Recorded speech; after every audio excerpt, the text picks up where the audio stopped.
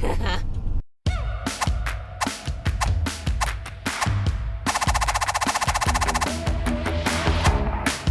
guys, welcome back to another edition of our Who, What, Where, When, Why, How series. Every week we answer a question that we get asked pretty frequently, and then we answer it here for you guys. So this week's question has to do with traveling. I don't know why we always hype it up when we introduce the title, because it's definitely in the title of the video. But this week's question is, how do you guys plan routes, or how do you decide where you're going, or how far in advance do you guys plan? So we're just going to touch on those things for a few minutes. So we're going to tell you guys how we plan our routes, and then at the end of the video we'll give you guys a couple of things, a couple of resources that we use to help us plan our routes. Yeah. So if you want to see that, stay tuned to the end. Also, these are our opinions. It may not work for you, but it works for us. So you've been warned.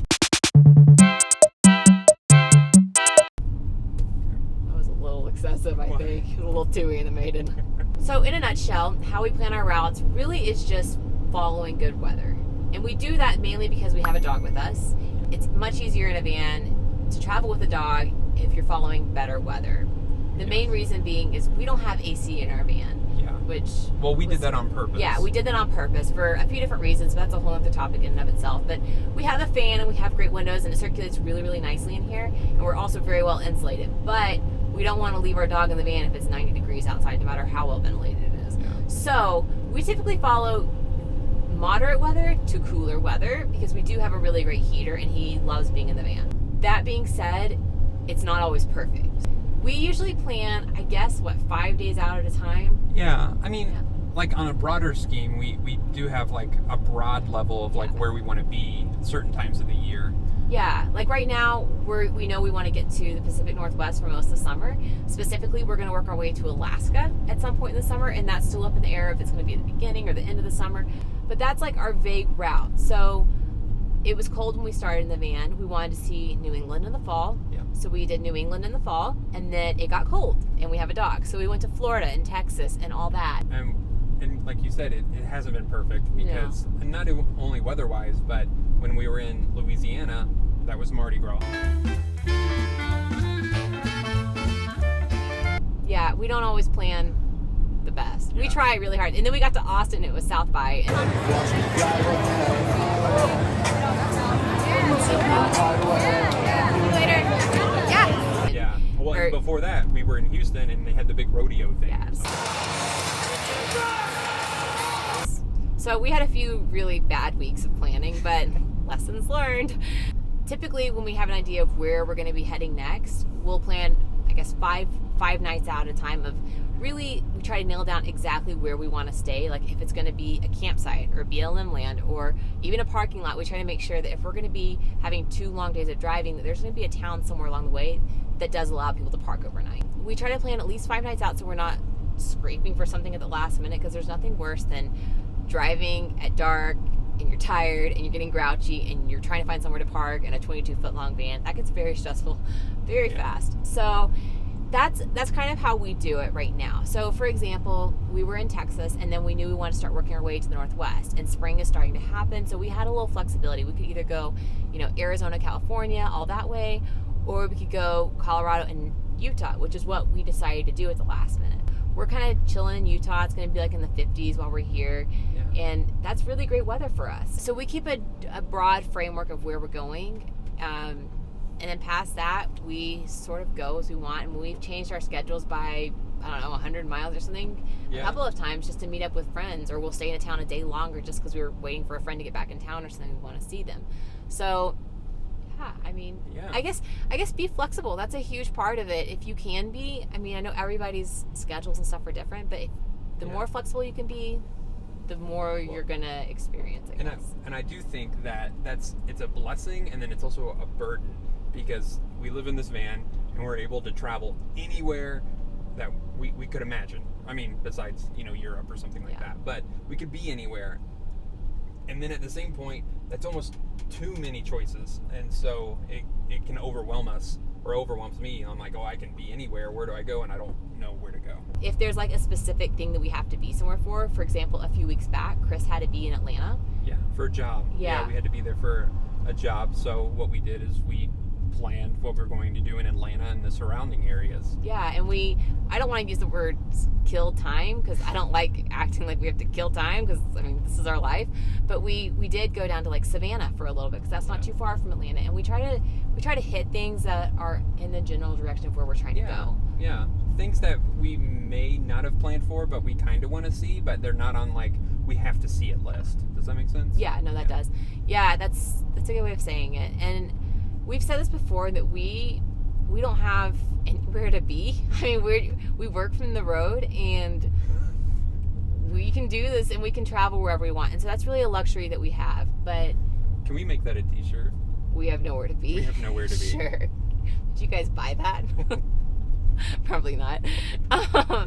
So there are a few different things that we use to help us plan our routes. Number one, a map. Google Maps.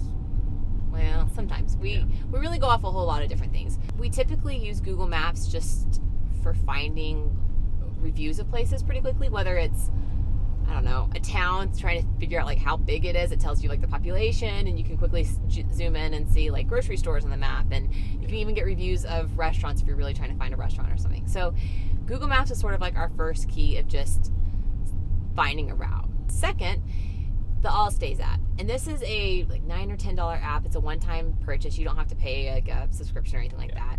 So what it is there's a ton of different filters out there. It tells you everything from Walmart parking lots to private campgrounds to public campgrounds to, I mean, state parks, national parks. What else do they tell you? They tell you low bridges. They tell you where you can filter dump station, propane, sometimes water. Water's not super consistent.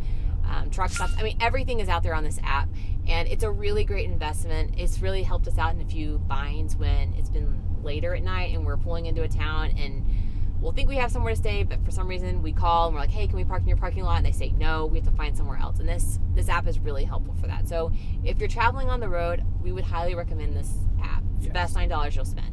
Number 3, iOverlander, and this is sort of just an app that's run by other van lifers and RVers and that kind of thing, where they'll log different places people have stayed and they go out there and give reviews. Sometimes there's pictures, and it's really a great tool, especially out west when you start getting closer to like BLM lands and more national forests and that kind of thing. So iOverlander, and that's free.